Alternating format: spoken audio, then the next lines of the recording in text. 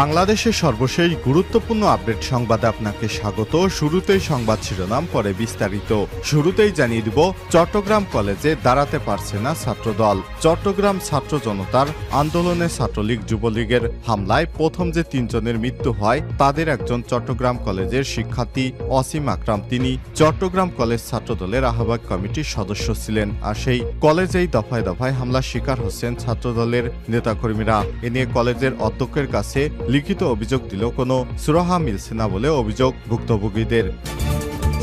এরপর জানিয়ে দিব, শাবিপ্রবি ছাত্রলীগ সভাপতি গ্রেপ্তার। সিলেট শাহজালাল বিজ্ঞান ও প্রযুক্তি বিশ্ববিদ্যালয় ছাত্রলীগের সভাপতি খলিলুর রহমানকে গ্রেপ্তার করেছে র্যাব। আজ যৌথ বাহিনীর অভিযোগে ময়মনসিংহ জেলার ভালুকা থানা থেকে তাকে গ্রেপ্তারের বিষয়টি জানিয়েছে র্যাব।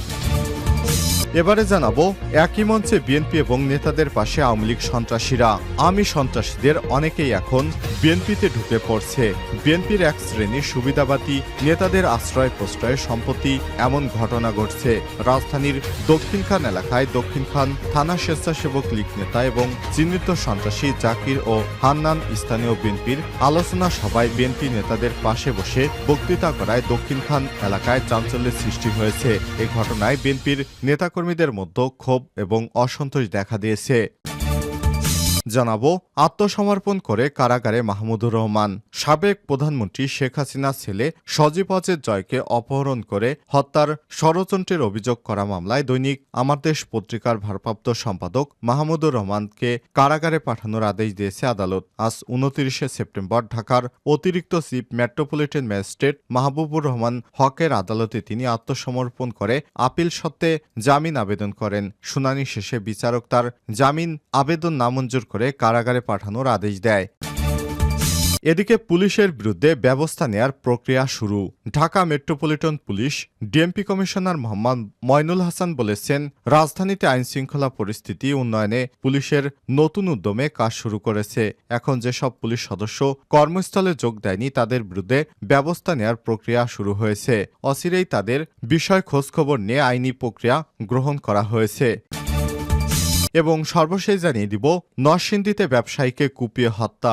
নরসিংদীর শিবপুরে পূর্বশত্রুতার জেরে দৌলত হোসেন খান নামে এক ব্যবসায়ীকে কুপিয়ে হত্যা করেছে দুর্বৃত্তরা। আজ উপজেলার দত্তেরগাঁও গ্রামে এই ঘটনা ঘটে। নিহত দৌলত হোসেন খান উপজেলার মাহিমপুর ইউনিয়নের দত্তেরগাঁও মধ্যপাড়া গ্রামের মৃত্যু আর্য খানের ছেলে। তিনি ফিড ব্যবসায়ী ছিলেন। প্রিয় দর্শক, এতক্ষণ শুনছিলেন সংবাদ শিরোনাম, এবারে বিস্তারিত। তবে তার আগে বন্ধুরা, অনুরোধ থাকবে এই সংবাদটিতে একটি লাইক দিন। এই চ্যানেলে আপনি নতুন হয়ে থাকলে আমাদের সংবাদটি দেখতে দেখতে চ্যানেলটি সাবস্ক্রাইব করে রাখুন। কমেন্ট করে আপনার মূল্যবান মতামত জানিয়ে দিন বন্ধুরা, আপনি বিশ্বের কোন দেশ থেকে বা বাংলাদেশের কোন স্থান থেকে আমাদের সংবাদটি দেখছেন এবং শুনছেন। এবারে বিস্তারিত। চট্টগ্রাম কলেজে দাঁড়াতেই পারছে না ছাত্রদল। চট্টগ্রাম ছাত্র জনতার আন্দোলনে ছাত্রলীগ যুবলীগ এর হামলায় প্রথম যে 3 জন মৃত্যুবরণ করেছিলেন তাদের মধ্যে একজন চট্টগ্রাম কলেজ শিক্ষার্থী অসীম আকরাম। তিনি চট্টগ্রাম কলেজ ছাত্রদলের আহ্বায়ক কমিটির সদস্য ছিলেন। আর সেই কলেজেই দফায় দফায় এবার হামলার শিকার হচ্ছে ছাত্রদলের নেতাকর্মীরা।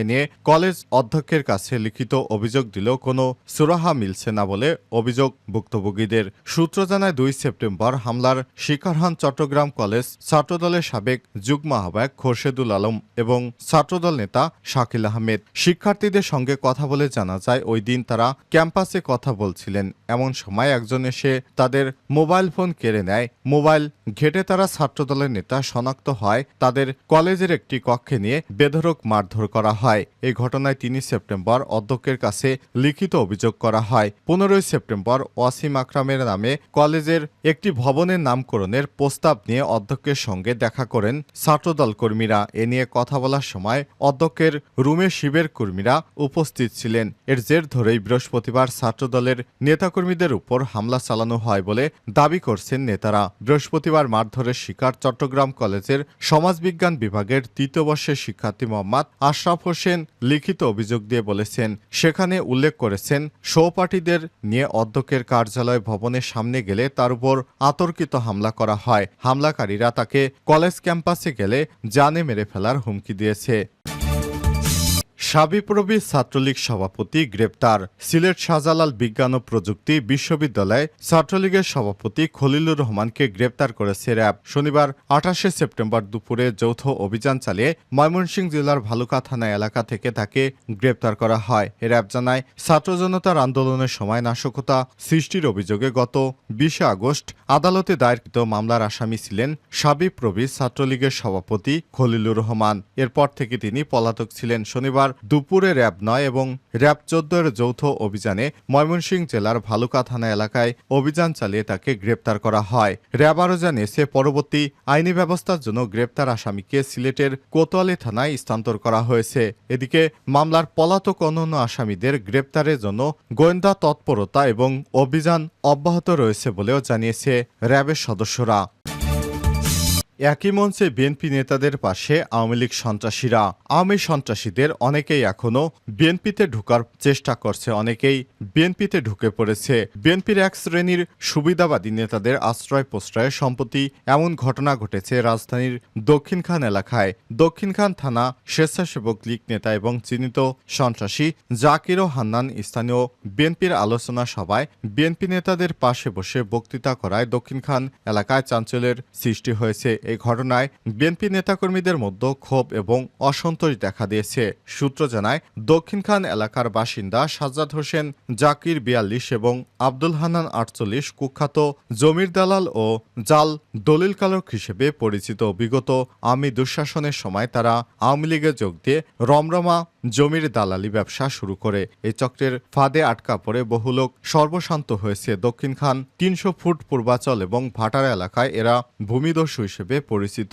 এলাকাবাসী জানিয়েছে, জাকির হান্নান মানিকজোর দক্ষিণখান কাওলা এলাকার বাসিন্দা। এ সময় একসঙ্গে ঘোরাফেরা করে এরা অবৈধ অস্ত্রধারী। এছাড়াও আওয়ামী লীগের স্থানীয় কমিশনার আনিসুর রহমান নাইম এবং ঢাকা ১৮ আসনের সাবেক সংসদ সদস্য মোহাম্মদ হাবিব হাসানের ক্যাডার বাহিনীর অন্যতম সদস্য হিসেবে পরিচিত। এদের অন্যতম কাজ সাধারণ মানুষের জমি দখল করা এবং বিভিন্ন আবাসন প্রকল্পের মধ্যে জাল জালিয়াতি ও ভয়ভীতি প্রদর্শন করে জমির বায়না করা, পরবর্তী ওই জমি বহুগুণ দামে কিনতে বাধ্য করা, সাব রেজিস্ট্রি অফিসে গিয়ে মাস্তানি করা এবং অস্ত্রের ভয় দেখিয়ে বেআইনিভাবে জমি রেজিস্ট্রি করে নেওয়া। আওয়ামী লীগের ১৬ বছরে এরা এভাবে ক্ষমতার অপব্যবহার করে কোটি কোটি টাকা কামিয়েছে। এই চক্রের গডফাদার কমিশনার নাইম এবং সাবেক এমপি হাবিব হাসান আত্মগোপনে থাকলেও গ্রেপ্তার এড়াতে জাকির হান্নান এখন ভোল পাল্টে বিএনপিতে ঢুকে পড়েছে।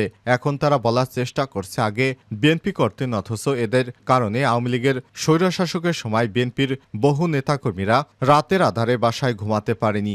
জাকির হান্নানের দ্বারা নানাভাবে হয়রানির শিকার ভুক্তভোগীরা এদের দ্রুত গ্রেপ্তার সহ দৃষ্টান্তমূলক শাস্তির দাবি করেছেন। এদিকে এ বিষয়ে জানতে চাইলে দক্ষিণখান বিএনপির উল্লেখিত দোয়া মাহফিল এবং আলোচনা সভার প্রধান অতিথি এবং বিএনপির ঢাকা মহানগর উত্তরের সাবেক আহ্বায়ক কমিটির সদস্য আলাউদ্দিন সরকার টিপু শনিবার যুগান্তরকে বলেছে, তিনি ১৭ বছর পর এলাকায় এসেছেন, যে কারণে অনেককে তিনি চেনেন না। এজন্য তার অজান্তে এই সভায় আওয়ামী লীগ স্বেচ্ছাসেবক লীগের সদস্যরা জাকির ও হান্নান বিএনপি সেজে উপস্থিত ছিলেন। এদের ব্যাপারে অতি দ্রুত ব্যবস্থা গ্রহণ করা হবে। আত্মসমর্পণ করে কারাগারে মাহমুদুর রহমান। সাবেক প্রধানমন্ত্রী শেখ হাসিনার ছেলে সজীব ওয়াজেদ জয়কে অপহরণ করে হত্যার ষড়যন্ত্রের অভিযোগে করা মামলায় দৈনিক আমার দেশ পত্রিকার ভারপ্রাপ্ত সম্পাদক মাহমুদুর রহমানকে কারাগারে পাঠানোর আদেশ দিয়েছে আদালত। রোববার ২৯ সেপ্টেম্বর ঢাকার অতিরিক্ত চিফ মেট্রোপলিটন ম্যাজিস্ট্রেট মাহবুবুল হকের আদালতে তিনি আত্মসমর্পণ করে আপিল সত্ত্বে জামিন আবেদন করেন। শুনানি শেষে বিচারক তার জামিন আবেদন নামঞ্জুর করে কারাগারে পাঠানোর আদেশ দেয়। মামলার অভিযোগ থেকে জানা গেছে, ২০১১ সালে বিএনপি সাংস্কৃতিক সংগঠন জাসাসের সহ-সভাপতি মোহাম্মদুল্লাহ মামুন সহ বিএনপি এবং বিএনপির নেতৃত্বাধীন জোটভুক্ত অন্যান্য দলের উচ্চ পর্যায়ের নেতারা রাজধানীর পল্টন জাসাস কার্যালয়ে একত্রিত হন। এ সময় আমেরিকার নিউ ইয়র্ক শহরে যুক্তরাজ্য এবং বাংলাদেশের বিভিন্ন এলাকার আসামিরা একত্রিত হয়ে যোগসাজশ সাবেক প্রধানমন্ত্রী শেখ হাসিনার ছেলে সজীব ওয়াজেদ জয়কে আমেরিকায় অপহরণ করে হত্যার ষড়যন্ত্র ষড়যন্ত্র করেন। ওই ঘটনায় ডিবি পুলিশের পরিদর্শক ফজলুর রহমান 2015 সালের 3 আগস্ট বাদী হয়ে পল্টন মডেল থানায় একটি মামলা দায়ের করেন। 2018 সালের 19 ফেব্রুয়ারি এই 5 জনের বিরুদ্ধে আদালতে অভিযোগপত্র দেয় পুলিশ। মামলায় সজীব অজয় জয়সহ 12 জন আদালতে সাক্ষ্য দেয়। এদিকে গত 27 সেপ্টেম্বর সকালে তুরস্ক থেকে দেশে ফিরেছেন মাহমুদুর রহমান মান্না। দেশে ফিরে শাহজালাল আন্তর্জাতিক বিমানবন্দরে সাংবাদিকদের বলেন, এই আমলে আমার কারাগারে থাকতে আপত্তি নেই। হ্যাঁ, আমার বয়স হয়েছে, আমি বুড়ো হয়ে গেছি, কিন্তু জেলে থাকার মতো মানসিক এবং শারীরিক শক্তি এখনো আমার আছে। এরপর তিনি আদালতে আত্মসমর্পণ করে জামিন আবেদন করে, কিন্তু ম্যাজিস্ট্রেট তার জামিন আবেদন না করে কারাগারে নেয়ার নির্দেশ দিয়েছে।